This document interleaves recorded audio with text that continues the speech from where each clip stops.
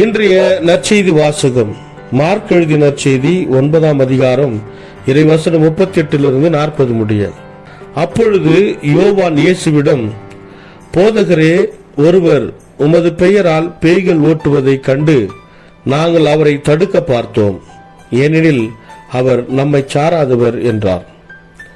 அதற்கு இயேசு கூறியது, தடுக்க வேண்டாம், ஏனெனில் என் பெயரால் வல்ல செயல் புரிபவர் அவ்வளவு எளிதாக என்னை குறித்து இகழ்ந்து பேச மாட்டார்.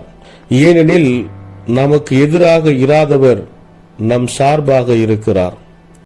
இது கிறிஸ்து வழங்கும் நற்செய்தி. கிறிஸ்துவே உமக்கு புகழ். ಮಾರ್ಕ ಅಧ್ಯಾಯ 9 ವಚನಗಳು 38ರಿಂದ 40ರವರೆಗೆ. ಆಗ ಯೋಹಾನನು, ಗುರುವೇ, ಯಾರೋ ಒಬ್ಬನು ನಿನ್ನ ಹೆಸರಿನ ಮೂಲಕ ದೆವ್ವಗಳನ್ನು ಬಿಡಿಸುತ್ತಿರುವುದನ್ನು ನಾವು ನೋಡಿದೆವು.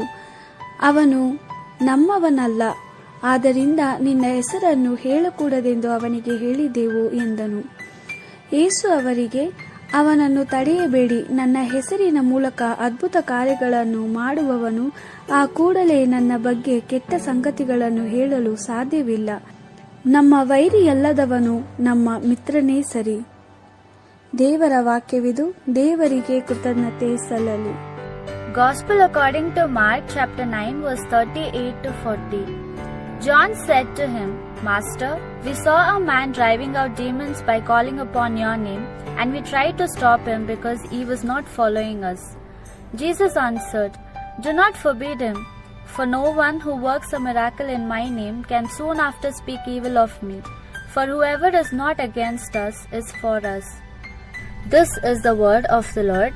Thanks be to God.